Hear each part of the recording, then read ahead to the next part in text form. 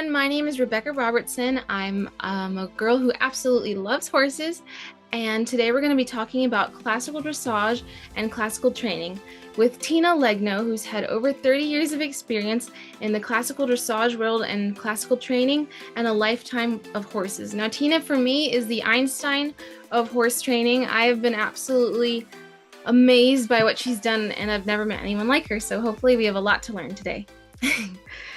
Welcome, Tina. Thank you. Sounds exciting. So Tina, how did you get into classical dressage? What made it different to you than just everything else you were doing, like from growing up with horses? Well, when I was younger, I had a horse that I was jumping and he had gotten injured. And I kind of thought to myself that instead of pressing him over higher fences, that I needed to kind of backtrack a little bit and stay more the lower levels or something a little more humane. And I was eventing for a while, and then I did some dressage competitions. I competed in dressage and eventing and show jumping from when I was 9 years old.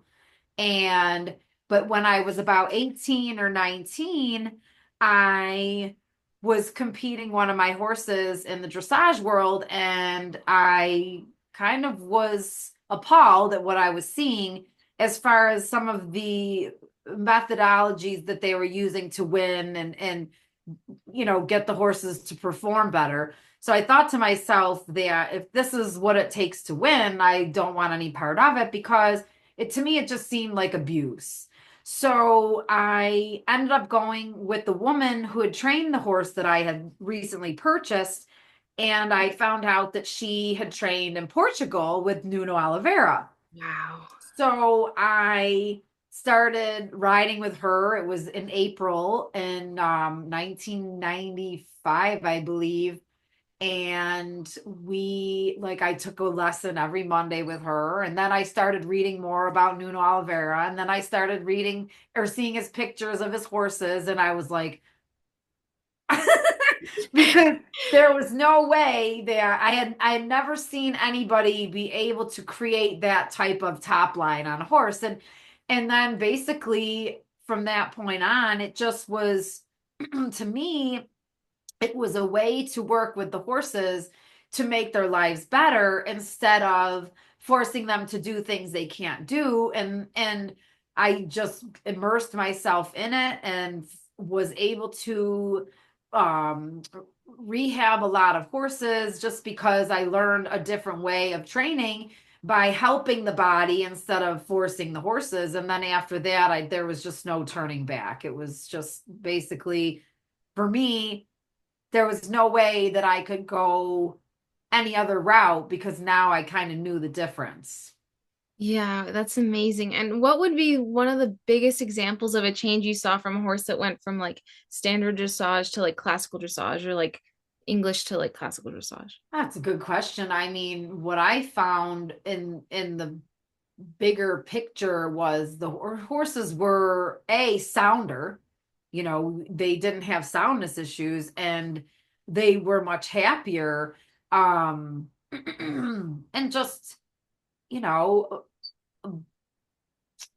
I don't more amicable to work with you than being resistant and fighting all the time because we you would watch the riders and they would be pulling on the horses' mouths and kicking and whatever, and they would go behind the judges stands and they would turn the horses' noses and just spin them around in circles. And it was like I don't know, that didn't make any sense to me. So I did have a horse that was very neurotic. And once I started more along the lines of the classical work, he settled in. He was much more reliable. He was calmer. He was sounder. So I think, it creates a better horse altogether. That's amazing. And how would you start a process like if I brought you a new horse, my dressage horse, you would never start in the saddle. It's always right on the ground, like with the horse. Right, What right. would be like your first steps toward helping a horse that's kind of just crazy and just kind of been used wrongly in the show world? I mean, generally, like I always have my lunge cavesson, which is I think I have a bunch in here that I could show, but I will start a horse out with the lunge cavesson, and it doesn't necessarily mean that I'm going to lunge them around me, but I kind of get a sense of their demeanor, their body language. Are they excessively pushy? Are they retracting? Are they, you know, first you want to assess the personality and the balance and where it's going. Generally, I'll then study to see how the horse moves and basically walking around me on a circle. And you can tell a lot by just allowing the horse to move around you, because if the walk has any discrepancy in the rhythm, because it's a 4-beat rhythm, you can generally start to help it by creating a smaller circle and teaching it how to go around you. I mean, a lot of times that's a tricky question because so many horses are so different Yeah.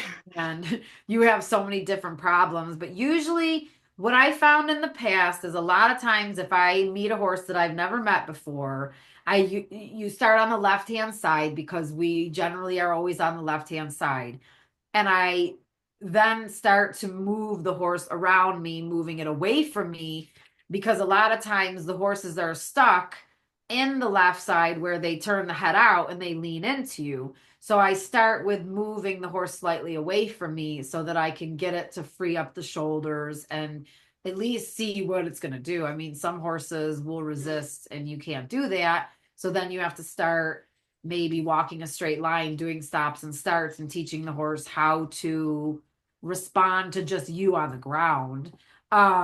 Sometimes you get lucky and you could lunge, in the first sessions. Other times it's just figuring out where the horse's problems are held in their body, and then you kind of go through a process of either work in hand or some lunge work, or basically some horses, if they're really damaged, I would take them into a stall and move them around in a stall to create a smaller area for them to feel comfortable in.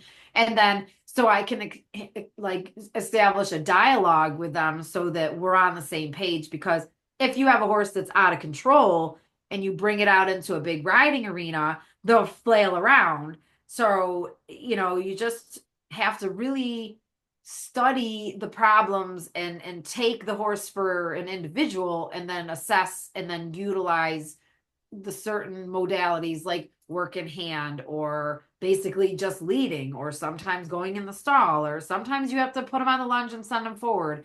So you are assessing the balance to see how to recreate better balance. Yes, yeah. And I have a question with like working with young horses or like um well, especially I feel like with stallions. I know they get a bad rap a lot of the time. But I think that's also part of the training that they've gotten.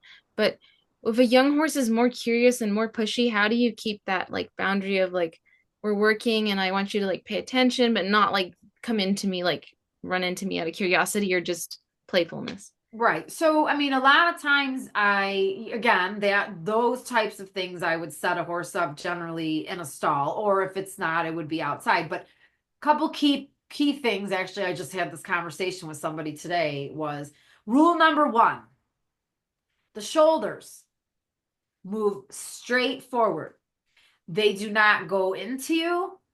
They do not go away from you. Ideally, they move straight. Now, if a horse leans on you with the shoulder, that's a problem. Yeah.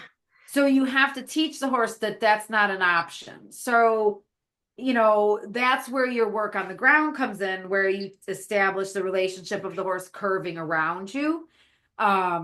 If the body of the horse comes into you and pushes you away, you've actually given up your stance as the head or the leader hierarchy. So the key element in that is to teach the horse how to control its shoulders.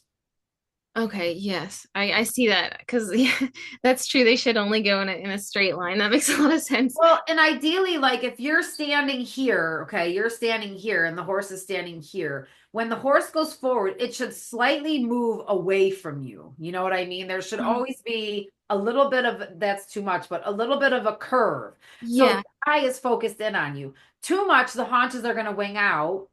Not enough, the haunches are going to come into you. So you're creating a slight little curve. So as you're moving, the horse stays with you at a distance. If the shoulders come into you, what happens is as the horse is standing, you have your two sides. If the shoulders lean into you, the opposite hind leg actually takes the weight off. So all the weight is now tipping into you. So Okay. you have to take the shoulders and move them away. So you put the weight back. Basically, by moving the shoulders away, it displaces the horse's weight on all 4 feet instead of the horse dropping the shoulder into you. Yes. And stallions do that. Like I went to go lead my stallion out today and my mare's in heat and it was very eventful, but he knew that he needed to not push into me. So I stayed between him and the mare, which if you don't have control over a stallion, you could get hurt. But again, my stallion knows that if I'm here and we're walking, he walks with me. He can do a little goofy behavior if he needs to, but he's not allowed to come into me, go up and around me, or anything like that. So you have to really, and you should be able to do it on both sides. So not just the left shoulder, should be the right shoulder as well. They have to control their shoulders. Yes. And d does that also do have to do with like them being with their mind on you? Because I sometimes I've seen stallions where there's a mare and they just like immediately it's like you don't exist anymore and it's Yeah, no. And again, like if you train that into the horse's body, like you can correct him. I mean, there's a certain point where hormones take over. yes. So you really have to have that stuff instilled. And I mean, like even with Marquis, when we go to breed him, the vet, he's on the horse trailer and the vet will come up on the horse trailer and I don't get it. I'm not involved with that at all. So he backs him off the trailer. Marquis turns around and sometimes he's on his hind legs walking. And the vet knows him enough so that he's not afraid because he knows that he'll go around him. Yeah. But in the beginning, when Marquis would go up, the vet pulled on him. And I was like, look, you can't pull because if you do, you're pulling the shoulders onto you. And I explained to him, I teach my horses to move away from me. So if he's in the air, push him away from you to a degree. And when he comes down, he'll go around you. When he's in the air, you don't pull because then you're pulling the horse onto you. So, it's like, but that's that situation because he knows his job. We get off the trailer. He knows he's going to breathe the mare. He behaves for the vet. We're in there a minute and a half and we're done and we're out. You know what I mean? Yeah. But like today, he wanted Lyra or Jasa was in heat, like active. And she was in the fence that we are walking down the lane. And I knew because I had her in the barn and he was talking to her and licking his lips. And I'm like, oh, no, no. We need to put Jasa outside today because I'm like, I have him on the cross ties and her stall's right here. And I'm Oh like, no. oh, no, no, no. So I put him back in the stall and he's fine. And then I put her out and then I bring him back on the cross ties. But then when we went outside, because he could smell her, I made sure that I was between her, the fence or him and the fence, and she was over here. But if I didn't do my homework to teach him to move his shoulders away, he would have plowed right through me and tried to go at her. Yeah. So it's like, but in that's where sometimes you go back into the stall and you teach the horse to come around you in the stall so that you got the horse yielding and not flailing around. Yeah. Because if you are out in a field and they're doing it and they go like this with their head at you and what choice do you have? If you try to push the shoulders away, sometimes it doesn't work and then the horse is flailing around. So if you do it in the stall, you can create a language or a dialogue with them so they understand you more. And then it slows everything down. You don't have all these outside distractions. So you could teach them when you vibrate the line, it means to move over, or when you hold the whip up, the horse moves away, and not when you're out in a big space and the horse is just all over the place. Yeah. Yeah. My stallion, he's still really young, but he never really like mares didn't attract him for a while, and then the moment the Andalusian mare showed up on the farm, he's never been the same. It was like there would be mares coming up to the fence like a cowboy would be riding by, and he'd be kind of like, "Oh, hey." And the moment like one of his own breed, it made me laugh so hard. I'm like, "Does he know?" Like he was like, "Oh, he was like, That's funny. "Whoa." It was really funny. Yeah, yeah. Wow. Because like before, like my quarter horse paint mare, he was just kind of like, "Hey, what's up?" And Yeah, she was in yeah. heat, and she's like, "Oh, hey," and he was just kind of like, kind of curious, but the Andalusian mare, he was like, "Oh," That's too funny. yeah. But I I really mean, felt something clicked once she showed up. He's never been the same. Like he's definitely has more of a attitude. was Like not a, she was she has she been bred before? yeah, Yeah, see, she's on her, sometimes yeah. that because the mares who have been bred, they can pull a stallion in much more than mares that have not. Oh, okay. Because like Lyra, because she has been bred, she'll act when she's in heat. It's apparent, and Marquis like front. But the other mares that have never been bred don't really. There's not a big draw or engagement. Okay. So Yeah, who I mean, she's knows? super flirty. She's just like anytime she's in heat, you can tell right away. And Yeah, she's right, just like, right. it's like she forgets she has a filly right next to her, and it's all about the, Yeah. it's all Well, about, they can't help it. It's nature, you yeah. know. So that's why you have to have control. Mm. I've had some days where I'll be like taking him out, and one day he was teething and he was just like trying to nip the rope the whole time, and then his tooth actually like I could see it just like hanging and everything. Oh, jeez. So on days like that, do you just kind of not train, or do you just do a light training, or because he was just like so distracted, like. I mean, if again, if it's something like that, you can't get his brain to connect, you might go in a stall or take him to a smaller area where you can get more of a connection with him. Because some days you don't have a choice. You know what I mean? Like if you're on a schedule and you got to work this time, you can't be like, "Oh, well, we're having a bad day, so he's just going to stay outside." So I mean that's kind of up to you. You know what I um, mean? If he's presenting or the mare's in heat and it's just too much of an issue, you're better to create some type of environment where there's not going to be a lot of drama because then you're going to have to fix it down the road. Yeah. So, Yeah. I mean, you could say, yeah, today's not a good day, or you can say, we're going to go work in the stall today because I don't want to deal with the drama out, in the riding arena or wherever. So, those are kind of personal choices. Uh-huh. Yeah. I feel like I have like a certain boundary because I took him to a show in March, and we it was scheduled for the evening, and I had trained him for like months, for like 2 months in the evening because of that, and they canceled it at like 10 o'clock at night and put us for the next day like in the heat of the sun, and I was just like, oh my goodness. So he was just kind of like napping when I got him ready, and he was like, hey, what's up? I don't want to be working. So but I'm like, I need to like get him to a point where like obvious like where he's ready to like perform even when it's off schedule, like Right, right, he's right. getting to be a big boy. He can't always just be like, a little baby anymore. Right, right. Well, and I mean, again, they are creatures of habit, so you just got to change the timing up a little bit. Yeah. But we were like, I was so bummed because I was like, he was so ready that night and I'd warmed him up. And then I was at the gates of the arena and they're like, you guys, everybody in your section is canceled until tomorrow. And we were like, no. Oh, geez. Yeah. It's like, oh, man. So it wasn't just hard on my horse. There were several horses that were just kind of like didn't perform well the next day because of Right. the Well, and again, they have to stay overnight and it's exhausting. And it's a good learning experience, though. yeah. Yeah, it made me realize I need to be ready for like everything, especially as he's getting bigger. I can't give him like excuses about being like the colt anymore. It's like, nope. Right, right. Yeah, no. How old is he? He's 3. Oh, yeah, yeah. So now you have to start really like very important because again, you have to teach him his boundaries. Yes. Oh, you don't come in me with your shoulders. You don't come into my space unless I invite you in.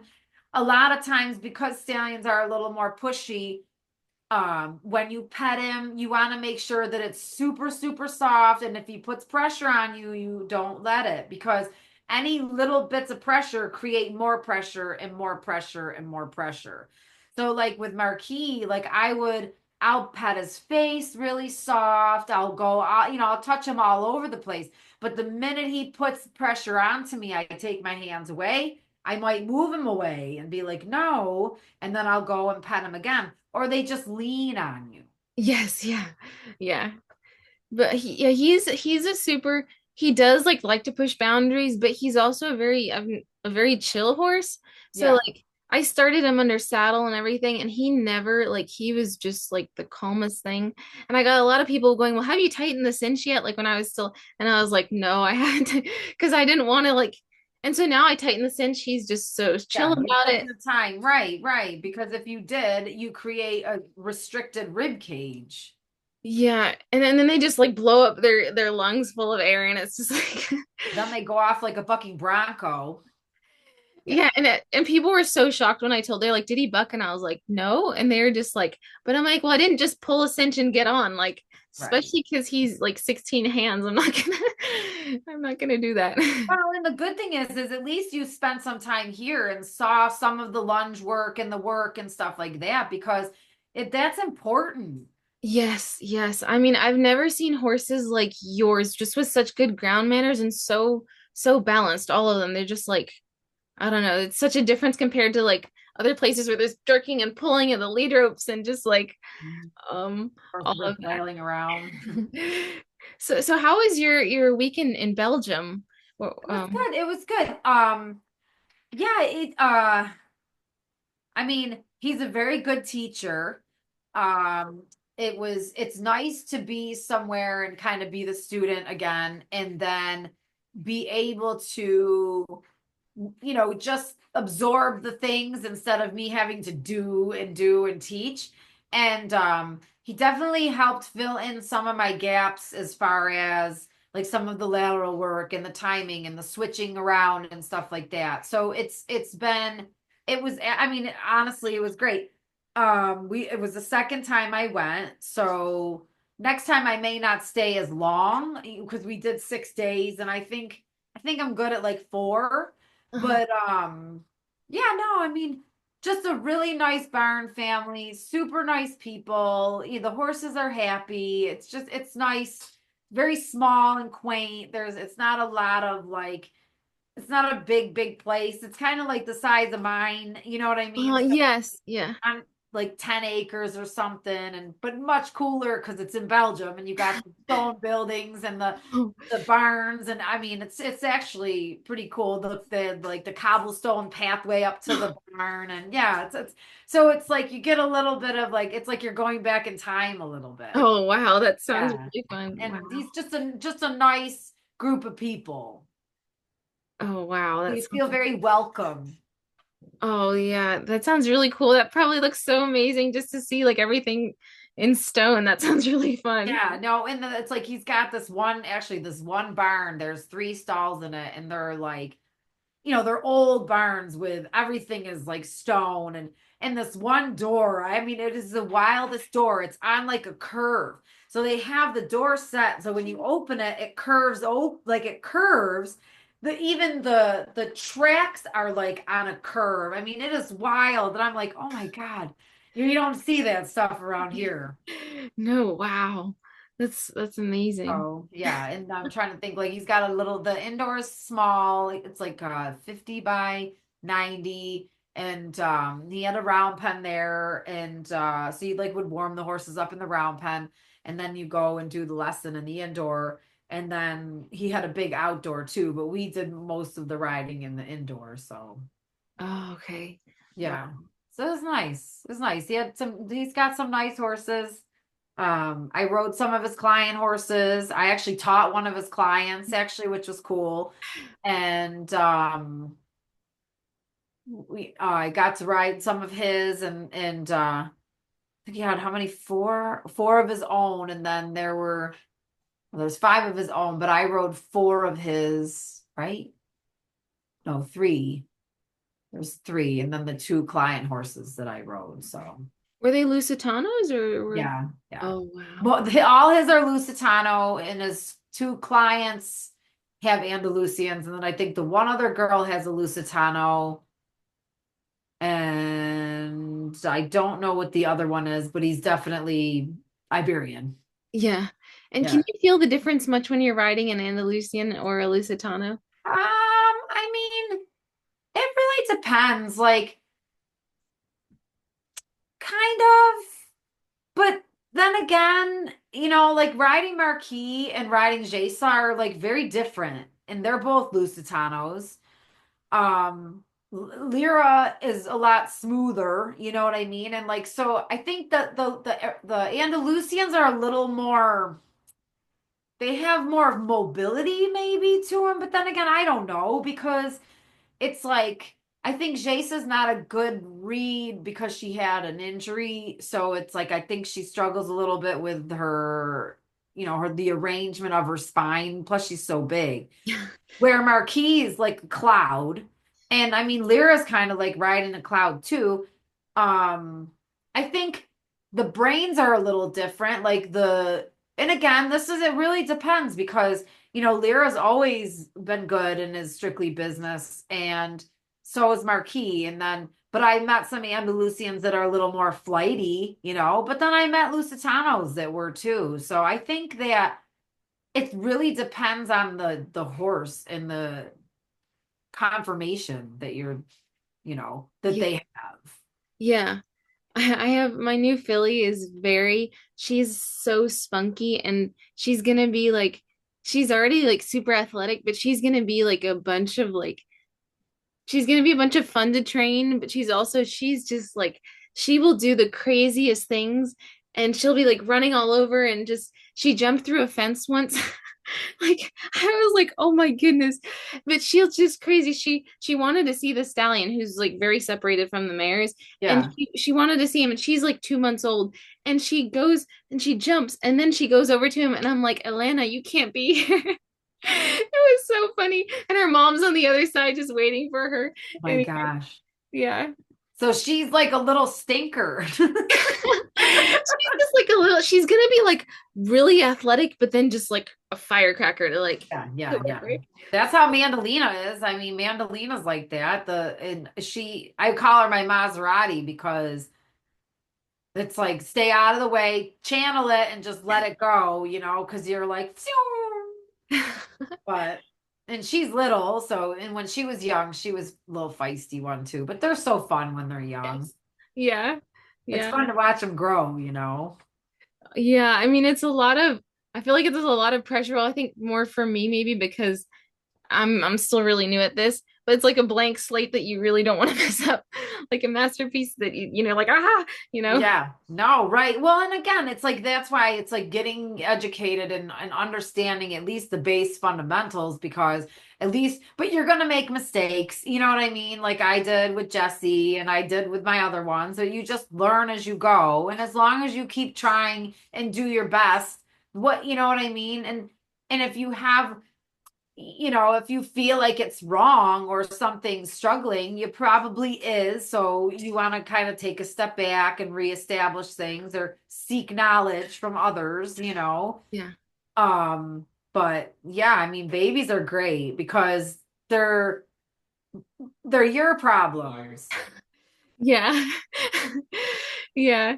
And her mom is really like a really sweet mare, just like super calm and nice and just anyway. But she's been used basically for just a brood mare. So, um, Do you own her too, or you just have her with the baby right now? no, I bought the mom pregnant. So, Okay. yeah. So, Wow. yeah, and she's a really nice mom. She's 11 and this is her third um Baby. baby. And she Okay. competed a lot, but like in hand. Um, but I thought I would retire her from competing and just let her Yeah. relax. Yeah, yeah, Yeah. yeah. Give her a less stressful life. Yeah. Yeah. But the thing is she's actually related to my stallion just by one like her father is his great grandfather, something like that. So I'm like, I think they're too close. So I'm like, sorry, bud, like this is not happening. Yeah, yeah, yeah, yeah. Well, because the Jaysaw and Marquis, well, they have the same dad, so there's no way. Um, but yeah, I mean, Jaysa has some line breeding on her side, on her dam side. I think the mother was bred back to the father or Oh something. my goodness. But I think it might have been because they were in a field. You know what I Oh, mean? like an accident. Yeah, well, and like because I think it was more like a wild type situation where the mare was out with a herd of horses and the stallion was out there too, and they just bred them and they didn't get her out. Oh, wow. That's Yeah, so I crazy. mean that's my thought. I mean, at least giving them the benefit of the doubt, one would hope that that was the problem, that they weren't really doing that, you know. Yeah. So there's yeah, that's close. Yeah. Yeah. So for her, I was thinking like maybe like by the like the filly, great grandfather and grandfather, like then there's only one horse. So I'm like toying. I'm like, I think that could work Right. farther Farm, away. But I yeah, think it's like the mom, I'm like, no, that's too close, I think. yeah. I mean, it's not like illegal, but I just would not like it's not like the breeding books won't let me. It's just like I'd Right. rather not. So, Yeah. If it's too close. yeah.